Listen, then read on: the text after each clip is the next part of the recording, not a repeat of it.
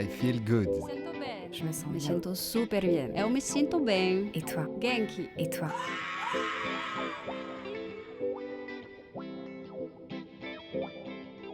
I Feel Good, les chroniques akashiques, le podcast qui vous veut du bien et vous donne un éclairage sur le grand éventail des activités de bien-être, développement personnel et spirituel et autres initiatives inspirantes. Ce podcast vous est présenté par Armelle Bérodi et l'Espace Akashique. Bonjour à toutes et à tous, je suis aujourd'hui en compagnie d'Arnaud Christine, avec qui on va discuter de la question du genre, qui va nous parler un petit peu plus en détail de son expérience, mais aussi de son expérience en tant que thérapeute et accompagnant sur les questions du genre. Notamment, Arnaud, je sais que tu es sexothérapeute, notamment multithérapeute. Merci d'être là avec nous. Avec plaisir. J'aimerais que tu nous parles un petit peu plus, toi, avec tes connaissances de sexothérapeute, de psychothérapeute. Peut-être tu as une approche qui est en dehors de ton témoignage, qui est un petit peu plus scientifique et technique. Si tu veux nous donner quelques éléments de compréhension supplémentaires. Oui. Alors, des termes techniques. Par exemple, pendant très longtemps, il y a un terme qui a été utilisé dans le milieu médical pour définir ces personnes. C'est le terme transsexuel. Le terme transsexuel est à bannir complètement. Les personnes trans rejettent ce terme-là pour une raison claire, c'est que c'est un terme pathologisant qui a été créé par la psychiatrie, le corps médical, pour définir la pathologie de ne pas vouloir appartenir à son propre sexe. Or, ces personnes maintenant aimeraient être accueillies en tant que telles et non pas en tant que personnes malades. Alors, tu vois, moi, je croyais que et j'imagine que je suis pas la seule, que c'était lié au fait d'être opéré ou pas opéré. Eh bien non. Transsexuel, c'est le terme psychiatrique qui est pas utilisé. On peut utiliser le terme transgenre, mais le terme trans, tout simplement, est encore celui qui convient le mieux. Concernant les opérations, de ce que j'ai pu entendre, lire et comprendre, notamment lors de ma formation, il est très déconseillé d'évoquer ou de demander où en est la personne dans son parcours, s'il y a la démarche de changement de sexe de l'opération, parce que c'est un processus qui est difficile, qui est éprouvant, qui génère des changements physiologiques, psychologiques, organiques importants, et c'est très intime. Donc, accueillir une personne trans dans son cabinet et lui demander mais est-ce que vous avez changé de sexe, ou alors où est-ce que vous en êtes dans cette démarche, peut être vécu comme très intrusive. Donc, il ne faut pas le faire. En revanche, si la personne en parle, c'est qu'elle a besoin d'en parler et donc de nourrir la conversation dans ce qui est proposé. Est-ce que tu as remarqué qu'il y avait des personnes qui venaient en souffrance de choses particulières et singulières qui sont reliées à cette transition ? Cette transition, qu'est-ce qu'elle vient induire dans le parcours psychique, émotionnel de la personne, sur quoi elle a besoin d'être accueillie, sur quoi elle a besoin de travailler au niveau psychique ? Tout à fait. Il y a plusieurs étapes dans cette démarche. En premier, il y a la prise de conscience de la part de la personne que son corps physique ne convient pas à ce qu'elle aimerait vivre. À ce moment-là intervient la dysphorie de genre, c'est-à-dire que la personne est très malheureuse. Là, en tant que thérapeute, ce qu'il y a à faire, c'est juste être un soutien par l'écoute, et donc écouter, accueillir, être une présence rassurante pour cette première étape. Est-ce que c'est comme une sorte de deuil à faire de son genre de naissance? Il y a quelque chose de cet ordre-là. Accompagner ce deuil, accompagner une renaissance vers quelque chose qui fait plus sens pour la personne. Ensuite, il y a l'étape de la prise de décision, qui n'est pas forcément facile. Et à cet endroit-là, en tant que thérapeute, nous n'avons pas à influer la personne concernant la prise de décision de changer de sexe. Ça lui appartient complètement. Changer de sexe ou changer de genre? De la manière dont son genre? Alors, Est-ce que c'est la même chose? changer de genre, c'est une décision psycho-émotionnelle, une prise de conscience où ah bah tiens, je me reconnais pas dans mon genre assigné à la naissance, du coup je vais m'autodéterminer de telle façon, mais ça peut être un processus qui ne nécessite pas d'accompagnement psychologique, enfin qui peut, mais qui peut ne pas avoir besoin, alors qu'un changement de sexe induit des profondes vulnérabilités et une réorganisation aussi organique. Donc là, dans ce que j'évoquais, il s'agit du changement de sexe. Donc il peut y avoir la prise de décision. La personne qui prend la décision de l'opération ou pas. Et ce que nous avons à faire en tant que thérapeute, c'est de soutenir la personne dans sa décision. C'est-à-dire d'être réconfortant, mais aussi d'amener des ressources. Des ressources en termes médicaux, de conseiller des gens qui sont reconnus comme étant safe, des médecins, des chirurgiens qui connaissent la question et qui sont à l'aise avec cette question. Il y a quelque chose aussi qui est important à tenir compte, c'est que souvent dans ces démarches-là,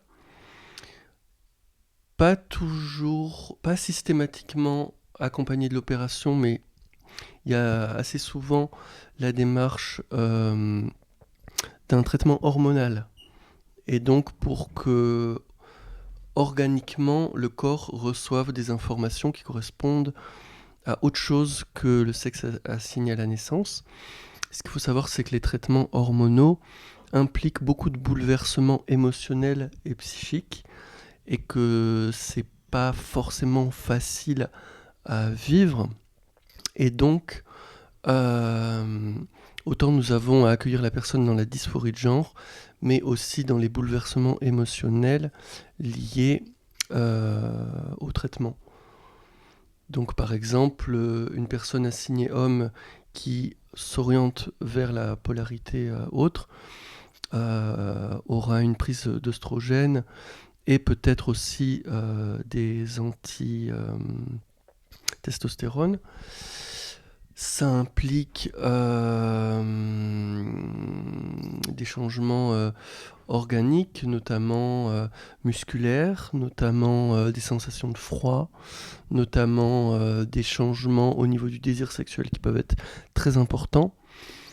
Voilà, donc ces choses-là sont Mais à écouter. ces personnes, quand elles prennent ces traitements, elles sont de toute façon suivies et accompagnées, j'imagine, par des médecins ou par des psychiatres ou qui vont accompagner ça. On ne prend pas des choses comme ça sans savoir doser. Enfin, je ne sais pas si ça se fait ou... Il y en a qui font de l'auto-médication ou... Disons que de plus en plus, il y a des personnes qui se sont plaintes de l'accompagnement en psychiatrie et préfèrent passer par d'autres chemins, notamment en s'adressant aux associations LGBT qui peuvent être ressources pour ce qui est de l'accès aux hormones. Est-ce qu'il y a quelque chose au niveau de justement de l'accueil des proches qui peuvent être parfois un peu violents qui peuvent être problématiques dans le processus, qui peuvent bloquer le processus? Tout à fait. Ça arrive souvent malheureusement que la famille soit très déroutée ou triste ou en colère de voir leur enfant malheureux ou malheureuse et faire une démarche hors norme. Donc il y a des personnes qui ont été très mal reçues dans leur coming out. D'ailleurs, le coming out est aussi une étape à accompagner en tant que thérapeute, c'est-à-dire que est-ce que la personne est prête à faire son coming out? À nous de la rassurer. Et si son coming out se déroule mal ou est mal reçu par ses proches ou son entourage, d'être présent pour rassurer la personne et lui donner des pistes pour se sentir mieux. Donc il y a la dysphorie de genre, le coming out, la prise de décision concernant l'opération et aussi à accompagner l'opération en elle-même. C'est-à-dire que l'acte chirurgical est très loin d'être anodin et pendant et après l'opération, la personne va très certainement avoir encore besoin d'être accompagnée. Mettons si la transformation corporelle ne lui convient pas tout à fait, alors que c'est quand même globalement irréversible, ou si la personne a une attente et que ça se développe autrement. Donc voilà, c'est souvent un accompagnement qui se fait quand même sur plusieurs mois. Le thérapeute, il doit être là pour soutenir la décision. Est-ce qu'il n'y a pas un moment où c'est bien de re-questionner la décision? Alors, quand j'entends soutenir la décision, c'est plutôt de valider la décision. C'est-à-dire que la décision soit non, finalement, je ne m'opère pas ou je ne prends pas d'hormones, ou l'inverse. C'est de valider la personne qui est souvent invalidée à plein d'endroits dans son parcours de vie. Mais nous n'avons pas à influer. Il y a quand même un endroit où ça peut être irréversible. Mhm. Est-ce que c'est pas une bonne chose quand même de re-questionner si c'est vraiment une question de genre, c'est une question d'identité, si c'est un malaise qui vient d'autre part, et de re-questionner ça? Tout à fait. D'être bien sûr que c'est en lien avec cette question du genre et que c'est pas en lien avec autre chose, Oui. un mal-être qui est plus général. Mhm. Oui, ça peut, et ce sont des choses à éclaircir en psychothérapie avec l'accompagnement de la personne. Donc d'être à l'écoute dans ses difficultés au-delà du genre, mais euh, de laisser la parole et l'écoute sur d'autres sujets, la vie professionnelle, la vie familiale, ou d'autres choses qui peuvent aussi être bouleversantes. Pour ce qui est de questionner, j'ai envie de poser une nuance importante. Il ne faut pas remettre en question la décision de la personne, mais la questionner pour la sentir vraiment en accord complet avec sa Oui, c'est décision. ça. C'est-à-dire, ok, donc là, tu es Il n'y a plus de prête à doute. faire la démarche. Voilà. Est-ce que c'est complètement ok avec tout ce que tu sais ce que ça implique? Voilà. Voilà. Et est-ce que nous, notre rôle de thérapeute, du coup, c'est de bien pouvoir avoir la connaissance et la conscience de qu'est-ce que ça implique et de Mhm. pouvoir l'exposer? Oui. Hmm. Oui, oui, c'est important d'être à jour sur ce que ça implique au niveau hormonal, au niveau émotionnel, au niveau social, au niveau de l'image de soi. Euh, Parce que malheureusement dans notre société, il y a beaucoup de gens qui se sentent mal à l'aise de ne pas savoir identifier si une personne est un homme ou une femme, alors qu'en fait, ça ne le regarde pas, on s'en fout. Mais voilà, il y a des personnes que ça gêne. Et dans un processus de transformation hormonale ou d'opération, euh, l'image sociale change, l'apparence change. Donc, est-ce que la personne est vraiment prête à, certes, régler sa dysphorie de genre, mais à être exposée socialement à assumer une apparence qui est différente?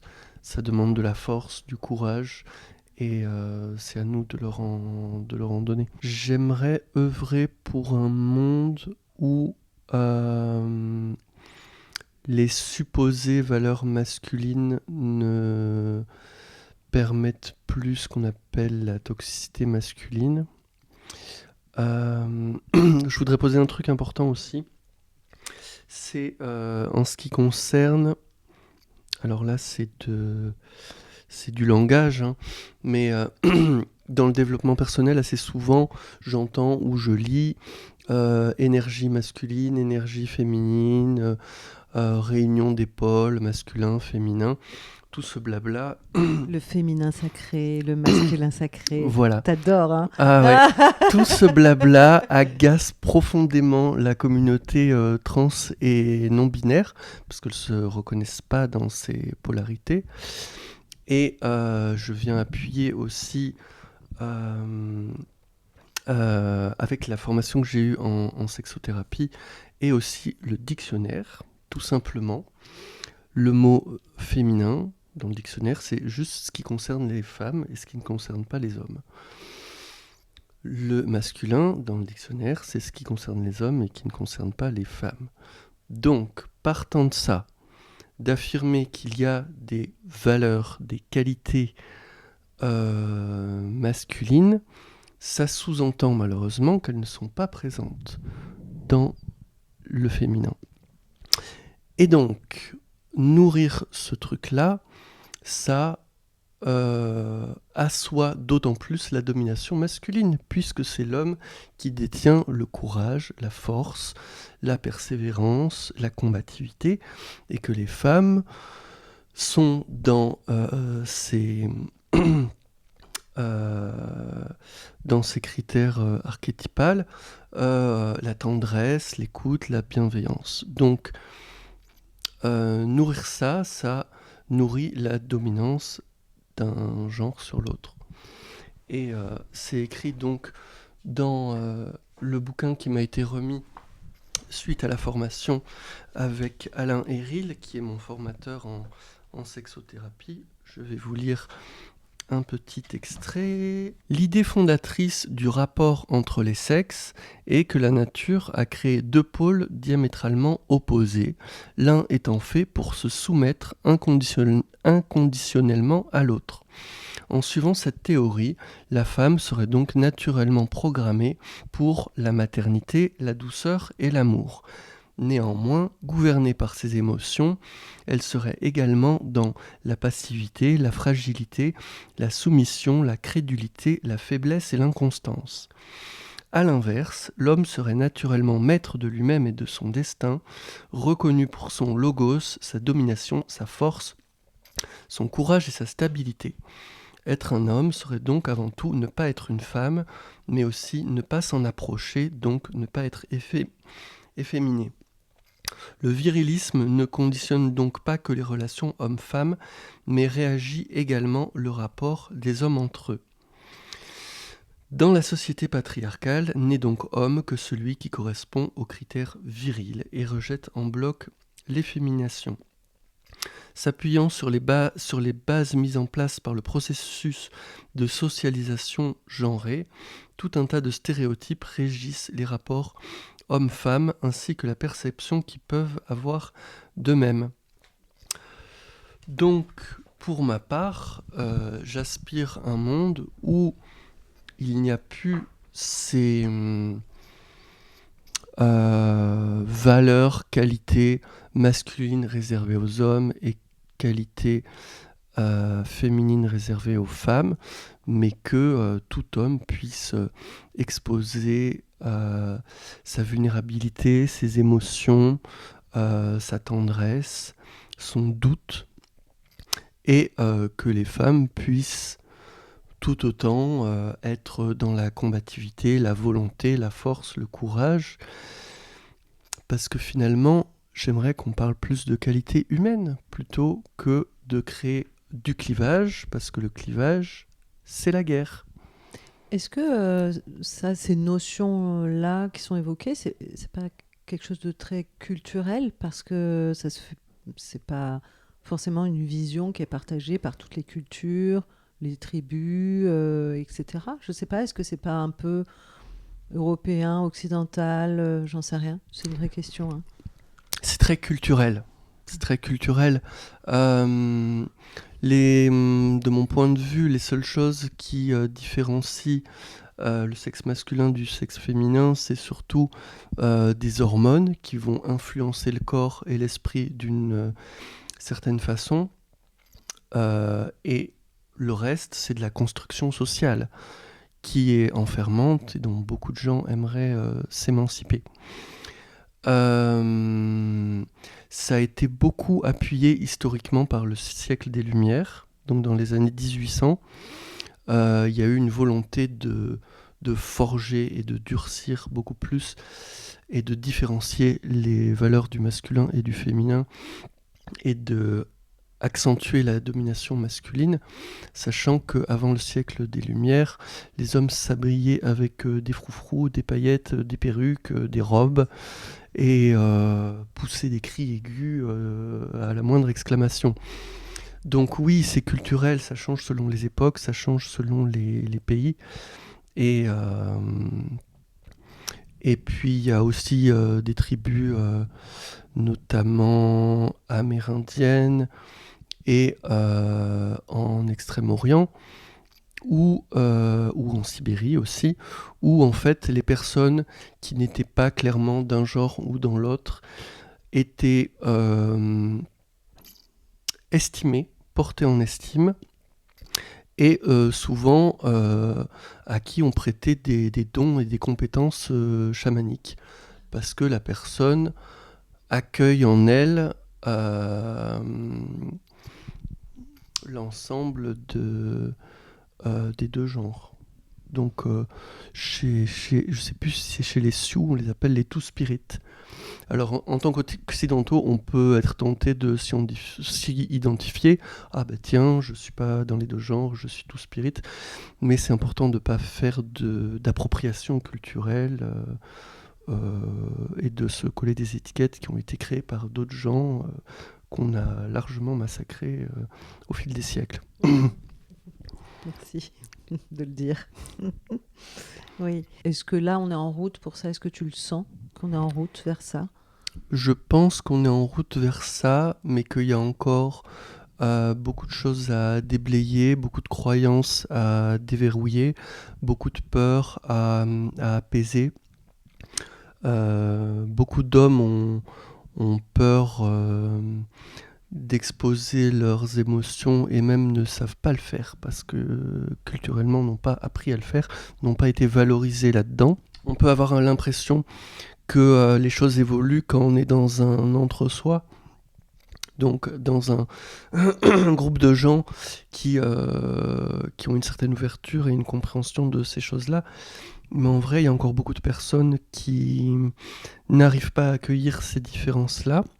Et le développement personnel peut parfois faire fausse route par rapport à ça, notamment pour la question des énergies masculines ou féminines qui peuvent créer l'illusion que le mot féminin et le mot masculin ne sont pas des termes genrés alors que ce sont les termes les plus genrés qui existent. Eh bien, il y a encore du chemin à faire, hein, alors. Oui. Si tu avais une baguette magique, qu'est-ce que tu ferais? Je transformerais tout le monde en bisounours, mais avec leur consentement. Merci. Merci beaucoup pour ce partage et ces éclairages. J'espère que nous allons à bon train sur ce chemin. Mmh. Merci pour cette opportunité d'expression. À bientôt. Merci. Merci à toutes et à tous pour votre écoute. À bientôt dans une prochaine émission I Feel Good. Pour aller plus loin, rendez-vous sur la page Facebook de l'émission I Feel Good 888 ou sur mon site internet armelberodi.fr. Ce podcast est disponible sur vos plateformes préférées, Apple Podcast, Deezer, Spotify, Google Podcast, YouTube. Ces informations sont données à titre indicatif et ne se substituent à aucun conseil médical. Avant toute expérimentation, prenez l'avis de votre médecin.